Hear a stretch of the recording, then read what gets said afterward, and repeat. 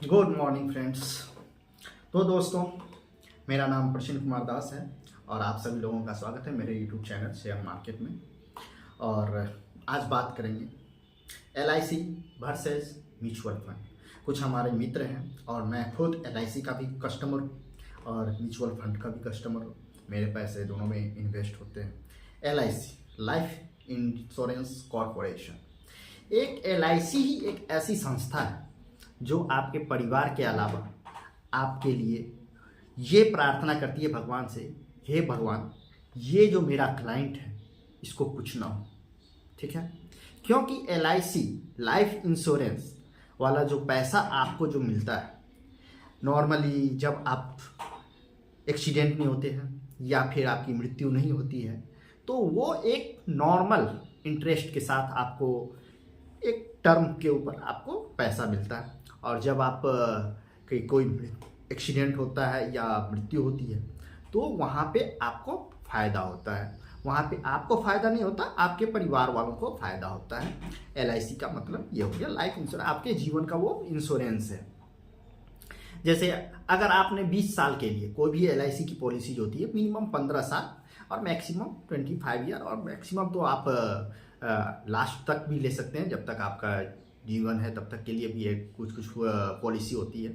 तो नॉर्मली लोग क्या करते हैं, 15 साल से 20 साल के बीच का इंश्योरेंस करवाते हैं, जिसमें वो मंथली, क्वार्टरली, हाफ ईयरली और ईयरली कुछ जो अपना प्रीमियम होता है वो डिपॉजिट करते हैं और उसके बदले में LIC उनको एक मोटी रकम जो है निर्धारित करती है। 5 साल के अंदर अगर 5 साल 5 लाख का, 10 लाख का, 15 लाख का, 1 करोड़ का, 2 करोड़ का वो आपका इंश्योरेंस होता है।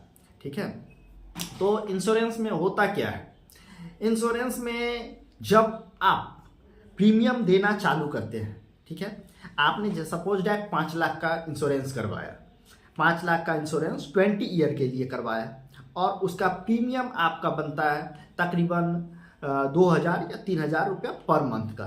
ठीक है, 2000 या 3000 रुपया पर मंथ का। और आपने प्रीमियम भरना चालू किया और 5 महीने 6 महीने तक आपने प्रीमियम भरा और आपके साथ कुछ अनहोनी हो जाती है तो आपको डेथ सर्टिफिकेट क्लेम करना पड़ता है। आपके परिवार वाले डेथ सर्टिफिकेट क्लेम करते हैं और उसके बाद एक वेरिफिकेशन होता है, जांच होता है कि आपकी मृत्यु कैसे हुई है, आपने जहर खाया है या आपका मर्डर कर दिया गया है। आप LIC प्रीमियम के लिए आपका किसी ने मर्डर कर दिया। अगर नेचुरल डेथ होता है, ठीक है, और नेचुरल डेथ या एक्सीडेंटल डेथ होता है जिसमें आत्महत्या, आग लगाना, ये सब छोड़कर जो है, तो आपके परिवार को आपने जो प्रीमियम जमा किया है वो तो प्रीमियम आपको मिलता ही है, उसके ऊपर जो इंटरेस्ट आपका बनता है वो तो मिलता ही है। साथ में जितनी मैच्योरिटी की आपने इंश्योरेंस करवाई है, 5 लाख का इंश्योरेंस अगर आपने करवाया तो वो 5 लाख रुपये भी आपके परिवार को मिलता है। ठीक है, ये हो गया LIC का। और अगर आप इंश्योरेंस करवाते हैं और 20 साल का इंश्योरेंस है और हर महीने आप 2000 रुपया भर रहे हैं लेकिन आपका कुछ एक्सीडेंट नहीं होता है, तो उस टाइम में जब आपका 20 ईयर के बाद मैच्योरिटी कंप्लीट होती है तो उस टाइम में आपको जितना पैसा आप जमा करते हैं वो पैसा के ऊपर ब्याज मिलता है, इंटरेस्ट मिलता है। और वो इंटरेस्ट जो होता है वो नॉर्मली 8 से 10% के बीच का होता है, 8% से 10% के बीच का होता है। और आपका बोनस मिलता है, जो आपने पैसा इतना दिन हमको डिपॉजिट करते गए LIC को। LIC, क्योंकि LIC क्या है, LIC भी एक ऐसी संस्था है जो आपसे पैसा लेती है और इक्विटी मार्केट में निवेश करती है, वो भी शेयर मार्केट में ही निवेश करता है। सारा पॉइंट जो होता है, सबका पैसा जो है घूमकर, कोई भी संस्था हो, सबका पैसा इक्विटी मार्केट में ही आता है। तो वहां पे आपको इंटरेस्ट मिलता है, बोनस मिलता है और साथ में आपकी जो मैच्योरिटी होती है वो मिलता है। तीनों जोड़कर आपको पैसा दिया जाता है। लेकिन बात यहाँ आ जाती है कि आपको पैसा, इंटरेस्ट जो होता है वो मात्र FD से थोड़ा सा ज़्यादा मिलता है। वो LIC का कहना है कि भैया हमने तो LIC में इतने लोगों को रखा है और हमारे पास ऑफिस होते हैं, उसका एक्सपेंस होता है, हम लोगों के पास जाते हैं। म्यूचुअल फंड वाले तो जाते नहीं हैं, वो तो ऑनलाइन करते हैं, तो उनके पास पैसा डायरेक्ट आता है। हमारे पास ऐसा नहीं है, हमको एडवर्टाइज करना पड़ता है।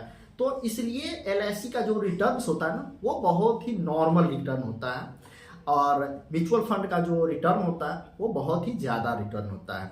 तो हम लोग स्क्रीन पर भी जाएंगे और चेक करेंगे कि किसमें फ़ायदा है। एलआईसी में अगर आप एसआईपी करते हैं 2,000 रुपये पर मंथ के हिसाब से या 5,000 रुपये पर मंथ के हिसाब से और 20 साल के लिए, तो वो एलआईसी में आपको अच्छा रिटर्न बना कर देती है अगर आपका एक्सीडेंट नहीं होता है तो। और या फिर म्यूचुअल फंड जो आजकल आप सबसे जो लोएस्ट इंटरेस्ट जो है म्यूचुअल फंड का, index fund, Nifty index fund में भी अगर आप पैसा लगाते हैं तो आप 20 साल का आप रिकॉर्ड देख सकते हैं, तो उसमें 15% 16% के आसपास का आपका रिटर्न्स आता है। जबकि एलआईसी में अगर आप 20 साल तक पैसा जमा करते हैं तो आपका मात्र 10%, 11%, मिनिमम 8% और मैक्सिमम 10%, बस इस बीच में ही आपका इंटरेस्ट आता है।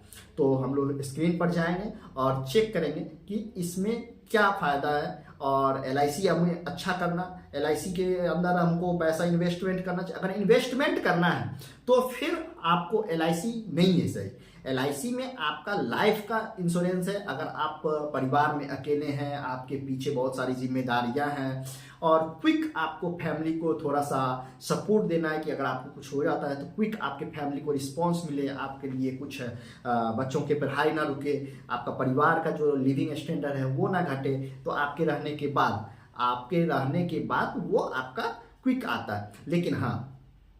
लेकिन म्यूचुअल फंड क्या है, म्यूचुअल फंड में आप निवेश करते हैं तो उसमें अच्छे रिटर्न्स मिलते हैं और रिस्क भी ज़्यादा होता है। तो चलिए हम लोग स्क्रीन पर चलते हैं और हम लोग डिसाइड करते हैं कि आप म्यूचुअल फंड करना चाहिए आपको या एलआईसी में पैसा इन्वेस्ट करना चाहिए। इन्वेस्टमेंट करना है तो हमारे हिसाब से म्यूचुअल फंड है, क्योंकि मैं दोनों का कस्टमर हूँ, एलआईसी का भी हूँ और म्यूचुअल फंड का भी हूँ। तो मुझे जो अच्छा लगता है वो एलआईसी भी लगता है और म्यूचुअल फंड भी लगता है, क्योंकि हमारे ऊपर बहुत सारी जिम्मेदारियां होती है। बच्चे का पढ़ाई नहीं रुकना चाहिए या कुछ ऐसा नहीं होना चाहिए, तो उसके लिए हम एलआईसी किए हुए हैं। और निवेश करना है तो हाँ, जो हमारा निवेश का जो फंड होता है उसमें से मामूली सा रकम हम एलआईसी में डालते हैं, मैक्सिमम रिटर्न हम म्यूचुअल फंड और इक्विटी मार्केट में डालते हैं। तो हम लोग चेक करते हैं कैसे हमारा लिए कौन सा सही है। ये हमारा गुरु का एसआईपी कैलकुलेटर लिया। सपोज डैट अगर आप मंथली इन्वेस्टमेंट जो होता है ना एसआईपी, क्योंकि हमारा एक तरह से एलआईसी भी एक तरह से एसआईपी ही है, सिस्टमेटिक इन्वेस्टमेंट प्लान ही है। उसमें भी हम महीने महीने या क्वार्टरली या हाफ ईयरली हम पैसा जमा करते हैं। तो सपोज डैट मंथली अगर हमारा इन्वेस्टमेंट एलआईसी का जो प्रीमियम है वो 2000 रुपीज़ है, और आप एक्सपेक्टेड रिटर्न जो है सबको पता है कि नॉर्मली हम 10% मानते हैं, 10%, और ईयर जो है 20 ईयर के लिए हम एलआईसी करते हैं। तो एलआईसी करने के बाद हमारे पास जो इन्वेस्टमेंट अमाउंट होता है 4,80,000 और एस्टिमेट रिटर्न जो होता है वो होता है 10,51,000। ये हमारा इन्वेस्टमेंट एस्टिमेट रिटर्न्स है। तो टोटल वैल्यू हो जाता है 15,31,3,944 का, 15,31,000 रुपया हमारा जो हमारा मैच्योरिटी जब कंप्लीट होता है 20 ईयर, तब जाके हमारे पास एलआईसी में आता है 15,31,394,000। तो हम इसको हम यहाँ पर लिखेंगे 15 lakh, around round figure 15 lakh, ठीक है। ये हमको एलआईसी के अंदर आता है, ठीक है। और अब हम म्यूचुअल फंड, अब इसी कैलकुलेटर पर हम डिसाइड करेंगे, कैलकुलेट करेंगे। 2000 रुपीज़ हमने म्यूचुअल फंड में डाला और एक्सपेक्टेड रिटर्न जो मिनिमम जो होता है वो होता है 15%। अगर हम इंडेक्स फंड का 20 ईयर का ले लें या अगर हम ऐसा स्मॉल कैप में डालेंगे तो 30% भी आ सकता है। तो इस टाइम में हमारे पास आता है जो हमारा इन्वेस्टेड अमाउंट तो सेम ही है 4,80,000, लेकिन एस्टिमेट रिटर्न जो हो जाता है वो 25 लाख के आसपास में हो जाता है, और टोटल वैल्यू इसकी हो जाती है 30 लाख। Mutual fund 30 lakh. तो आप जैसा देख सकते हैं 20 year 2000 rupees per month, 20 year और 10%, ठीक है। और 15 लाख के आसपास LIC में हमारा आता है। उसी तरह म्यूचुअल फंड में जो है हमारे पास आता है 30 लाख रुपीज तो 2000 पर मंथ SIP करने पे, और 10 ईयर का जो हमारा 15% का जो हमारा इंटरेस्ट रेट है, और 20 ईयर हमारा टेंचर है। तो इतने पीरियड में हमारे पास 30 लाख डायरेक्ट LIC से डबल हो जाता है। तो ऐसा क्या है कि LIC हमारे पास हमारे को इतना पैसा नहीं देती है। LIC क्यों नहीं देती है? LIC इसलिए पैसा नहीं देती है क्योंकि उसके पास एम्प्लॉय है, उसको भी पैसा इन्वेस्टमेंट करना होता है, उसको भी रेंट एक्सपेंसेस बढ़ जाता है। LIC का जो एक्सपेंस है वो बहुत ज़्यादा है। LIC ऑफिस में पैसा जाता है, आपका क्या कहते हैं, उनके एम्प्लॉय के ऊपर सैलरी जाती है, बोनस कमीशन जाता है। तो LIC के पास पैसा उतना ज़्यादा बचता नहीं है, इसलिए LIC उतना हमको रिटर्न नहीं दे पाती है। लेकिन म्यूचुअल फंड क्या है, म्यूचुअल फंड के पास ना तो कोई एम्प्लॉय है, ना ही कुछ है, एक फंड मैनेजर होता है और कुछ ऑफिस का फीस होता है। और तो म्यूचुअल फंड हमको इस तरह से इन्वेस्टमेंट देती है। तो आप लोग को समझ में आ गया होगा कि म्यूचुअल फंड और LIC दोनों में क्या डिफरेंस है। और चलिए देखते हैं, आप लोग को कमेंट कीजिए कि आपको LIC अच्छा लगता है या म्यूचुअल